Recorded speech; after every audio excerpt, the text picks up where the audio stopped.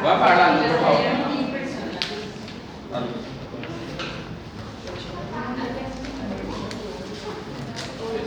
Gracias. Bueno, dando continuidad al aparato digestivo, hoy vamos a hablar de tumores, tanto de intestino delgado como intestino grueso.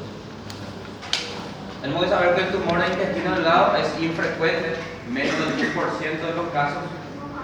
Es más frecuente en hombres, ¿verdad? El promedio de edad es de 50 años, ¿verdad? 60 a 70 años. Tiene un promedio de edad de 50 años. Hay tumores benignos y hay tumores malignos, intestino delgado. Estamos viviendo cada uno de ellos. No son frecuentes, dan síntomas inespecíficos. Los tumores de intestino delgado no dan síntomas, sino cuando ya es muy tarde, ¿verdad? En caso que se malignicen. Pero cuando se trata de un tumor de reciente inicio, generalmente los síntomas son inespecíficos, ¿verdad? Dolor abdominal, pérdida de peso, anorexia, algo que puede pasar con cualquier otro tipo de enfermedad, ¿verdad? Más frecuente en hombres y en edades avanzadas, promedio de 50 años, ¿verdad? Ahí está el porcentaje, menor al 1% de los casos, ¿verdad? De todos los tumores intestinales corresponde solamente 3 a 6%, ¿verdad? Y entre todos los tumores que puede haber en una persona, ¿verdad? Menos de 1%. Los tumores benignos son más frecuentes, ¿verdad? ¿Cuáles son los factores de riesgo? La dieta, grasas saturadas, ¿verdad? Que se encuentran generalmente en las carnes animales, carne roja, generalmente los embutidos, ¿verdad? Que tienen derivados nitritos, tabaco, alcohol y disminución de la motilidad, disminución del peristaltismo. En los adultos mayores, 60, 70 años, la motilidad intestinal disminuye, el peristaltismo disminuye. Entonces eso es un factor de riesgo para el cáncer. Eso podría explicar la edad de la aparición de los tumores, 60, 70 años. Otras enfermedades que pueden actuar como factor de riesgo son los síndromes de Peutz-Jeghers, ¿verdad? Son síndromes que se presentan múltiples tumores en diferentes partes del sistema gastrointestinal. Puede haber tumores en el estómago, intestino delgado, intestino grueso. Enfermedad de Crohn, en el contexto de la enfermedad inflamatoria crónica, enfermedad de Crohn, ¿verdad? Que se presenta por lesiones saltatorias de la mucosa intestinal, ¿verdad? En el contexto de una enfermedad de Crohn puede aparecer una tumoración maligna. Síndrome de Gardner, otro tipo de síndrome, ¿verdad? Que se presenta asociado a tumores gástricos. Y estados de inmunodeficiencia, cualquiera que sea, facilita la progresión de tumores, ¿verdad? Y enfermedades autoinmunes como la enfermedad de celíaca, ¿verdad?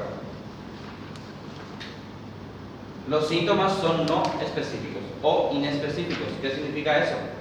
Que los síntomas pueden ser confundidos con cualquier otra patología, ¿verdad? Una gastritis puede producir dolor abdominal, puede producir pérdida de peso, puede producir anorexia.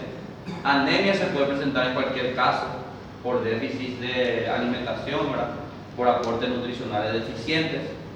Y hemorragia oculta. Sí, la hemorragia es un componente importante dentro de los tumores, ¿verdad? Los tumores generalmente de región alta se presentan con melena.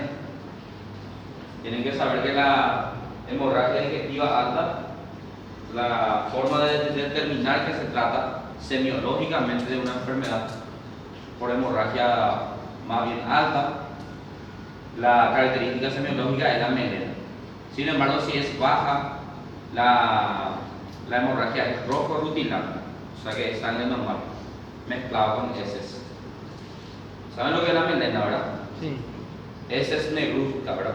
Oscuras, y tienen un olor fétido, generalmente por la hemoglobina que se digiere. La hemoglobina en contacto con el ácido clorhídrico se digiere y eso da color a las heces. Cuanto más alta sea la hemorragia, más negruzcas son las heces.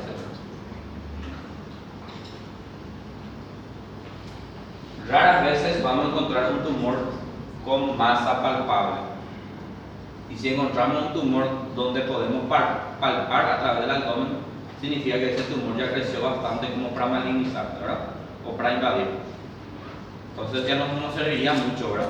Obstrucción del intestino delgado, el tumor puede crecer y obstruir la luz, puede perforar el intestino por necrosis y siempre en estado avanzado en el momento que se presenta. O sea, cuando hay obstrucción, cuando hay perforación o cuando hay una masa tumoral, generalmente, y detectamos eso, ya es tarde, ¿verdad? Cuando es temprano, cuando los síntomas son inespecíficos. Nadie se va a consultar por un dolor abdominal banal, ¿verdad? Un abdominal que no sea tan doloroso, que sea tolerable. Nadie se va a consultar por eso, ¿verdad? Toma un AINES, pasa y continúa la vida, ¿verdad? Pero cuando realmente los síntomas ya indican, ¿verdad?, que tenemos que ir a una consulta, generalmente ya es tarde, ¿verdad? Tumores benignos. Estos son los tipos de tumores benignos del intestino delgado. Adenoma de glándulas de Brunner, adenomas tubular, velloso y el túbulo velloso, pólipos amartomatosos, síndrome de Peutz-Jeghers, y adenomioma de ampolla de Vater. Entre estas todas que están acá, obviamente cualquiera puede malignizarse, ¿verdad? Pero todas son benignas. Pero una en particular generalmente es la base de los adenocarcinomas intestinales, tanto de intestino delgado como grueso. Es el adenoma. Los adenomas tubulares, túbulo velloso y velloso son la base de la malignización de los adenocarcinomas intestinales. O sea que el 80% de los casos de cáncer de colon, por ejemplo, la base del inicio de ese cáncer fue un adenoma, ¿verdad? Adenoma de glándulas de Brunner. Este necesariamente es benigno, ¿verdad? Pero también puede malignizarse. Antes de ser un tumor maligno, más bien es una hiperplasia glandular, ¿verdad? La cantidad de glándulas de la submucosa aumenta en cantidad. No se refiere netamente a un tumor, ¿verdad? Pero esta hiperplasia puede sufrir cambios como metaplasia y displasia, que puede dar lugar a un adenocarcinoma posterior, ¿verdad? Ahí están los nombres que puede tener: adenoma de glándulas de Brunner, amartoma polipoide, Brunneroma, ¿verdad? Se caracteriza por una proliferación de las glándulas de Brunner, del duodeno, ¿verdad? No es una neoplasia verdadera, sino una expresión de hiperplasia, o también llamado amartoma. La palabra amartoma nos está refiriendo a un tejido que aumenta en cantidad, una hiperplasia. Sin embargo, puede presentar metaplasia y cambios displásicos que pueden dar lugar a una transformación maligna. Esto es normal. Son las glándulas de Brunner del duodeno. Histológicamente se ven así, ¿verdad? Son numerosas, túbulo-alveolares y mucosas, ¿verdad? Pero cuando sufren el adenoma de glándulas de Brunner, aumentan en cantidad. Una hiperplasia real, ¿verdad? Aumentan en cantidad y si llegamos a aumentar la imagen, podemos llegar a ver metaplasia e incluso displasia, ¿verdad? ¿Dónde se encuentran? Segunda y tercera parte del duodeno, ¿verdad? Todos los tumores intestinales, la mayoría, son en el tercio superior, en el duodeno e yeyuno, ¿verdad? La parte de yeyuno.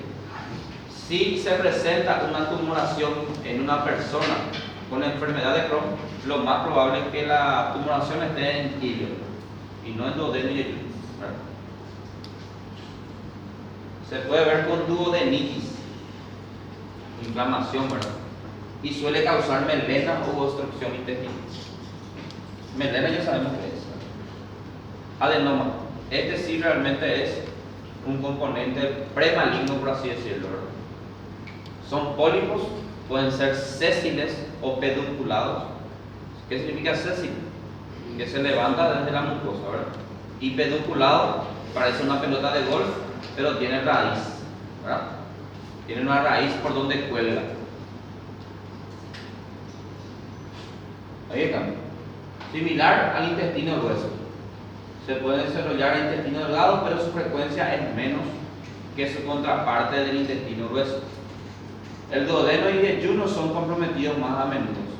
Pueden ser sésiles o pedunculados.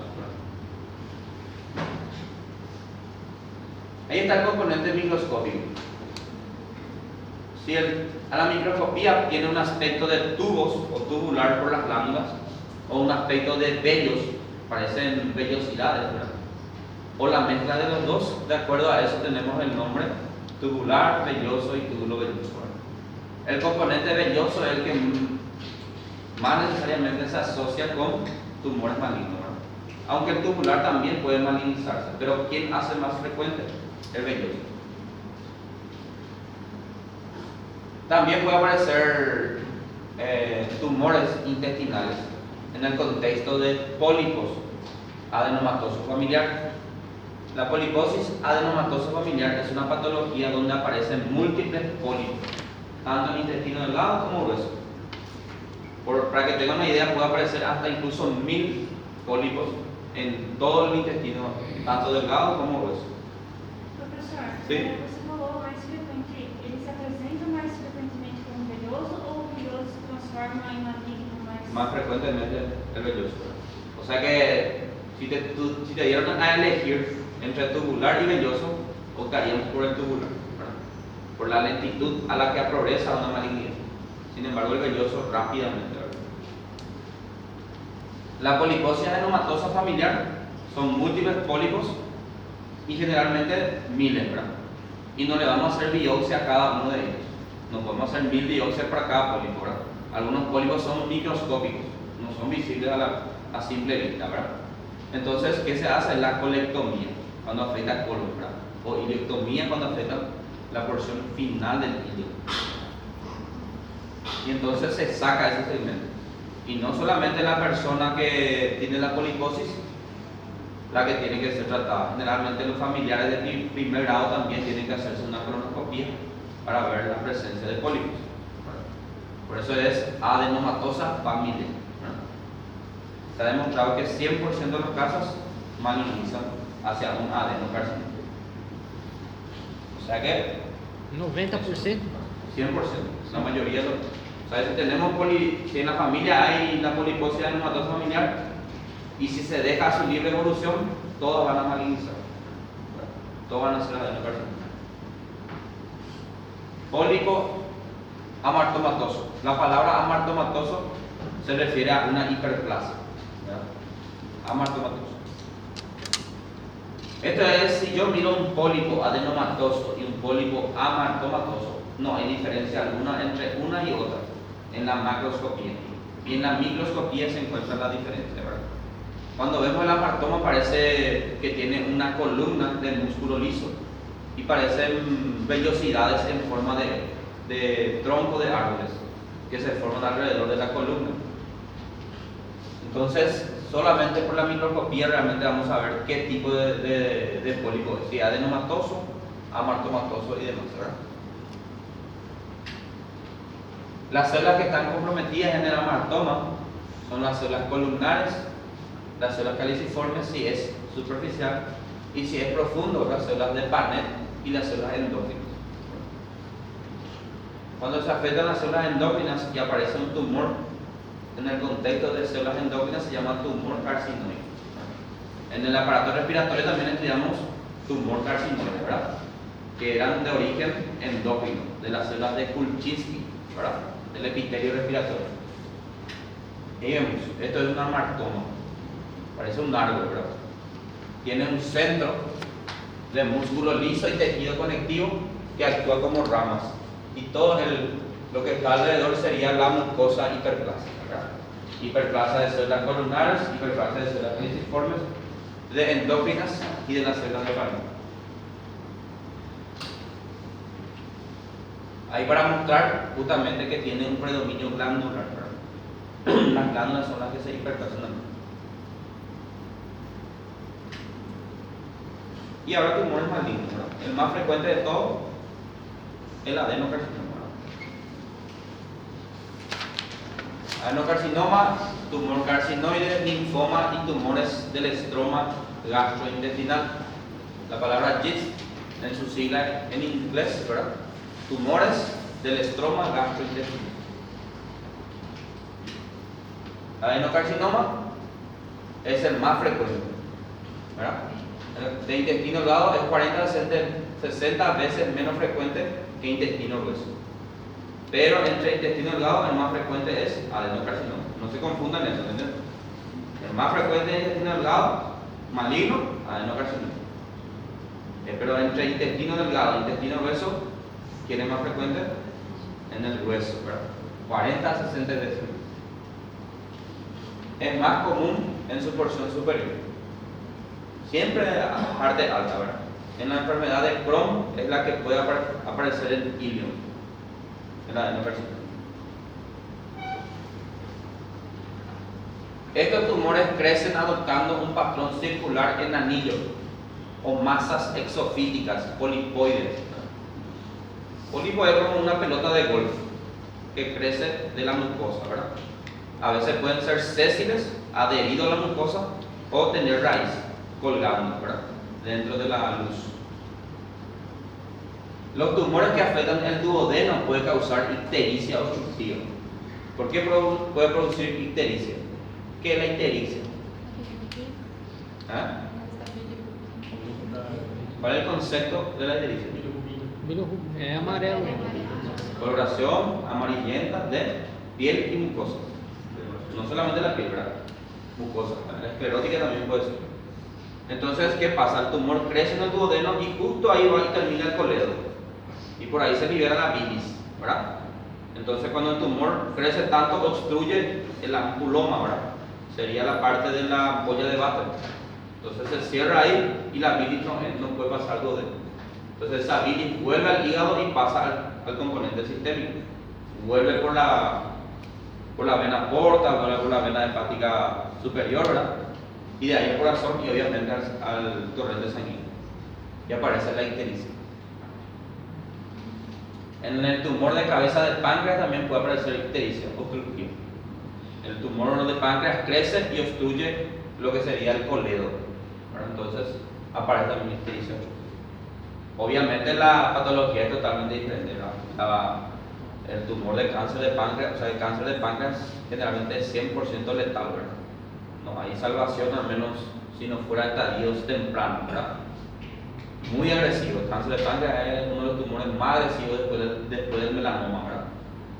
Entonces, es diferente. Si afecta al duodeno, obviamente tenemos por lo menos, si tenemos un estadio temprano capaz de resecar, tenemos una mejor proporción de sobrevida, ¿verdad? Esto tienen que saber, ¿verdad? Los conceptos, estos son a veces lo que nosotros preguntamos. Yo a veces no tengo tiempo para hacer las preguntas, entonces yo miro el slide y hago las preguntas, ¿verdad? Entonces son preguntas fáciles que a veces hago. Más frecuente tipo histológico, mayor al 50%. 50 a 60 años, más frecuente en hombres. Alta incidencia en duodeno. Si afecta a enfermedad de Crohn, o sea que si la persona tiene enfermedad de Crohn, más probable que el adenocarcinoma aparezca ¿dónde? En el hígado. Entonces yo estas cosas a veces saco y pongo en el examen. Local, né? Não porcentagem. Es local. Es E a local. porcentagem também. E porcentagem da Porcentaje yo no pregunto. Son preguntas de la doctora capaz. Que sacanagem. Yo no pregunto. Pero se puede preguntar porcentaje, por ejemplo, están los linfomas. Los linfomas porcentualmente, ¿dónde es más frecuente? En todo el aparato digestivo. Professor, A mas assim, pergunta qual hoje que é é o perguntar qual que é o sentido? mais, qual que é o menos, agora perguntar quantos por cento esse em tal patologia. Esto pasa en todos lugares. Todo el mundo. Você vai fazer hepática com arena, sempre aparece. ¿Verdad? Exatamente, isso acontece quando o Não quinto, nos salão. sexto, repara, mas assim, nós somos alunos de terceiro ano. Como é que a gente vai aprender o processo anatomopatológico e ainda tem que decorar isso tudo? Porque aí a gente acaba tendo que No es decorar, nunca vamos a preparar un número. Por ejemplo, si yo te pregunto cuál es el cáncer más frecuente en la mujer, ¿qué más frecuente? Aí sim. Não, aí tudo bem, mas ela No, pero ¿por qué se hizo eso? Gracias a qué se hizo, porcentualmente. Por exemplo, quando perguntam Porcentualmente. tal Eso es tinção, la epidemiología. quando perguntam usar tal tinção, eu não vou ser patologista. E se eu for ser, eu vou ter a residência. E lá eu vou aprender isso. Aonde que Pero yo también no soy hepatopatólogo. Aonde Yo tampoco soy nós, hepatopatólogo. alunos do terceiro ano, vamos usar isso na nossa vida agora, porque assim, normalmente los anatopatólogos saben. Por ejemplo, un cirujano, ¿verdad? Viene y la paciente le dice, yo soy persona que estoy en tratamiento con enfermedad de Crohn. La paciente tiene obstrucción intestinal. El cirujano ya se hace idea de que probablemente el tumor esté en hígado. ¿Entienden? No es una cuestión de que solamente para la carrera, para la prueba. Esto se usa a día, dependiendo de cada especialidad, ¿verdad? Día a día se usa. Mas isso só fala um lógico. Existe um raciocínio lógico atrás. Claro. Agora falar que quantos por cento tem então, aí na mesma patologia tem 3 porcentagens. Sim. Em 15 anos que descobriu, em 5 anos que descobriu, em 10 anos que descobriu. Aí em todas as outras doenças também tem. Sí. Aí fica difícil para a gente acertar. Y ningún médico sabe realmente todo lo que se llama, pero tenemos que manejar. Para ele tem culpa, que ele coloca no canal de conta, Pero tenemos que saber la frecuencia, ¿verdad? Gracias a esos porcentajes nosotros sabemos la frecuencia de la enfermedad.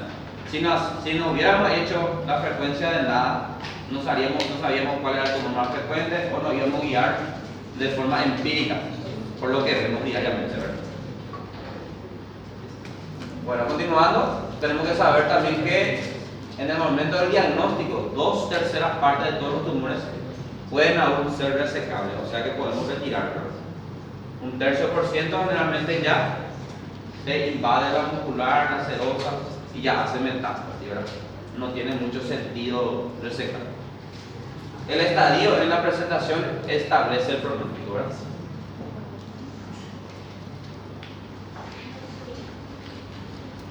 Un factor de riesgo importante para el adenocarcinoma de intestino delgado es la inflamación crónica de enfermedades de Crohn. Crohn más frecuente de intestino delgado, colitis ulcerativa, su nombre ya dice colitis, ¿verdad? Entonces, en enfermedad de Crohn vamos a pensar en intestino delgado y colitis ulcerativa más intestino grueso. Entonces, la enfermedad de Crohn es un terreno fértil para la transformación maligna en adenocarcinoma. ¿Y dónde vamos a encontrar? En hígado. Otro proceso que aumenta el riesgo de adenocarcinoma es la poliposis adenomatosa familiar, la enfermedad celíaca y el síndrome de Peutz-Jeghers. ¿Qué es la enfermedad celíaca? ¿Qué es? Glúten. ¿Gluten? Intolerancia ao glúten. Exactamente. Intolerancia a la proteína del gluten. La proteína es la gliadina. Se generan anticuerpos contra esa proteína y hace reacción cruzada. Ustedes saben lo que es reacción cruzada. Ustedes creen que solamente el anticuerpo ataca la gliadina del gluten y muere el gluten. ¿Qué es lo que pasa? Hay una reacción cruzada. O sea que el componente de esa proteína de gliadina del gluten tiene una secuencia de proteínas idénticas a un tejido del cuerpo. Entonces viene el anticuerpo, no sabe quién es gliadina y quién es cuerpo o tejido del cuerpo. Entonces ataca. ¿Bien? Eso es la reacción cruzada. Pasa con muchas bacterias también. El estreptococo, por ejemplo, pasa eso también en la fiebre reumática, ¿verdad? Él quería atacar una porción de la bacteria, pero se confunde y se va y hace una endocarditis. ¿Bien? No hay una especificidad neta ahora. En el momento del diagnóstico, la mayoría de los tumores han penetrado ya la pared intestinal, invadido el mesenterio u otro segmento del intestino. Pueden ir a ganglios y a veces producir metástasis. Todos los tumores gastrointestinales hacen metástasis al hígado. Los malignos, ¿verdad? Tanto colon como intestino delgado. El recto y ano más bien hacen metástasis a ganglios y a hueso. Tratamiento. Obviamente no hay un tratamiento, si estamos en un estadio temprano, el tratamiento más eficaz es retirar el tumor, ¿verdad? Excisión amplia en bloque. Se saca intestino sano y el tumor en el centro. No solamente el tumor, se saca un margen. Y en la mayoría de los casos, si son resecables, la supervivencia es del 70% a los 5 años. O sea que 7 personas de las 10, o sea que vamos a ponerle 70 personas de 1000 más o menos, las 7 personas de 10 personas con cáncer intestinal van a seguir vivos en 5 años. 3 más o menos van a fallecer ya por complicaciones. Siempre tenemos que tener en cuenta también que esto puede sangrar, puede producir una anemia, una hemorragia que puede llevar a la muerte. No necesariamente por el tumor, ¿verdad? Obstrucción intestinal también puede producir. Un paciente diabético, un paciente hipertenso, un paciente, ¿verdad?, con inmunosupresión es otro contexto, ¿verdad? Esto fue, vamos a analizar. ¿Dónde creen que está el tumor? No, bro. Parte mais escura? No. Mais blanquecino. Ahí está donde está marcado, justamente. Usted creía que todo eso era el tumor, ¿verdad? Não, páncreas. ¿Qué sería entonces ese? El páncreas, ¿verdad? Y ese es el conducto principal del páncreas. Y justo ya obstruyó allá, ¿verdad? Que azar. Entonces, ¿qué tuvo el paciente? Ictericia obstructiva, ¿verdad? Entonces, como que ven que ese tejido, justo donde está el tumor, es blanco, es bien blanco. Ese fenómeno se llama desmoplasia. Es un fenómeno de los cánceres malignos. Producen tejido conectivo que envían tejido conectivos radiales que hace que el tejido se profundice y se arraigue, parecen raíces. Por eso si yo toco esta parte sana es blanda, si yo toco esta parte sana es blanda, si yo toco a nivel del tumor es duro, ¿verdad? ¿Por qué? Porque hay el fenómeno de desmoplasia, producción de tejido conectivo por el tumor. A veces hay una ictericia obstructiva intermitente. ¿Qué significa eso? Que el tumor crece y necrosa y toda la luz del conducto se libera nuevamente. En este caso, este no es. Yo le dije, usted me dijo ictericia, ¿verdad? No olvidamos que este es el conducto del páncreas. Por el páncreas no va bilis, del coloide del gobierno. Entonces, cuando se obstruye, ¿qué es lo que puede pasar? Pancreatite. Una pancreatitis, ¿verdad? Porque cuando se obstruye la luz, las enzimas, como la quimiotripsina, por ejemplo, se reactivan y ellos mismos degradan el páncreas. Entonces, en un contexto, si el colédoco se obstruye, puede haber la ictericia obstructiva intermitente por la necrosis del tumor. Y a todas luces, si ustedes observan esta imagen, obviamente, ¿verdad?, nadie va a decir que es benigno, ¿verdad?, por el patrón celular que tiene. Vemos que las submucosas presentan glándulas más bien irregulares, ¿verdad?, y hay esa coloración un poco más fuerte de la tinción. La coloración más fuerte de la tinción se debe a figuras mitóticas e hipercromasia celular, ¿verdad?, que son criterios de malignidad. Pleomorfismo celular, ¿verdad?, figuras mitóticas, figuras atípicas, ¿verdad?, hipercromasia celular.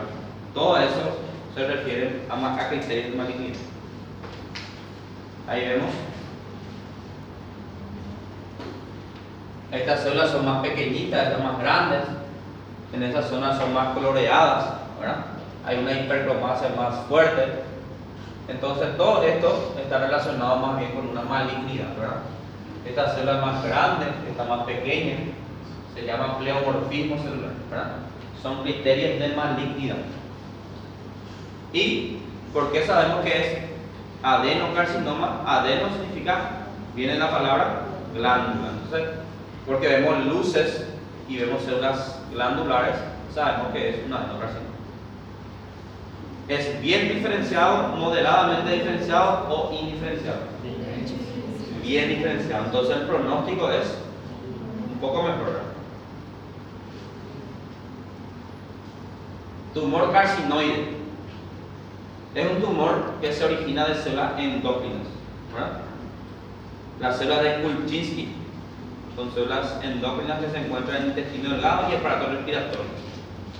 Estas células, o sea que este tumor produce sustancias químicas, produce histamina, produce serotonina, produce glucagón, produce gastrina, y muchísimos tipos de productos químicos naturales del cuerpo que producen estos tipos de tumores.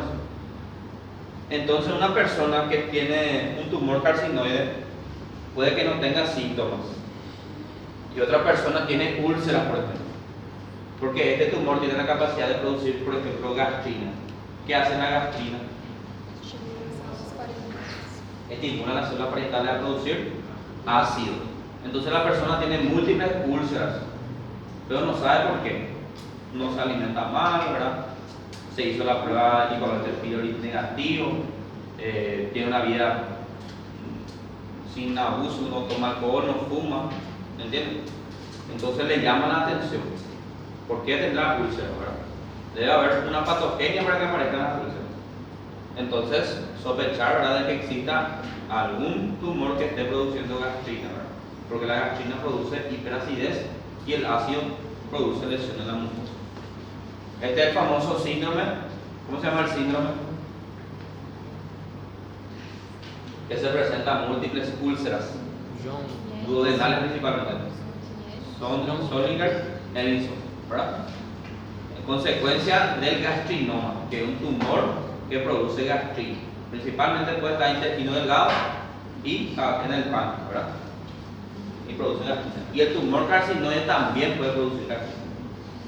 Entonces el primer síntoma que pueda presentarse en un paciente con tumor carcinoide puede ser la aparición de una úlcera, ¿verdad? El médico hace la endoscopía, investiga y ve una úlcera. Profundiza más y ve nódulos pequeños que corresponden al tumor carcinoide. Puede presentarse en adultos, pero también puede haber en niños. La localización más frecuente es ilion. Acá cambió un poquito el lugar, ¿verdad? Ilion. Tienden a ser múltiples, puede haber varios en el mismo segmento. Y se originan del sistema endocrino. ¿Cuáles son las células que se afectan? Las células de Kulchinsky. Y por lo general son menores a 2 centímetros de tamaño. En el corte son amarillentos y pueden secretar serotonina, histamina, somatostatina, prostaglandina, gastrina y glucagon.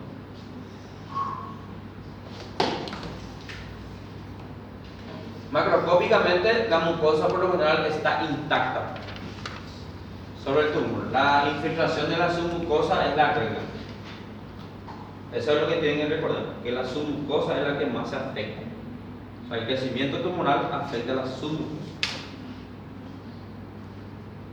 Esa es la regla para también diagnosticar más bien o diferenciar en la microscopía un tumor carcinógeno.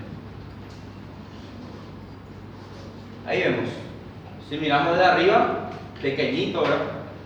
Menos de 2 centímetros, pero en el corte es amarillento. Y ven esto.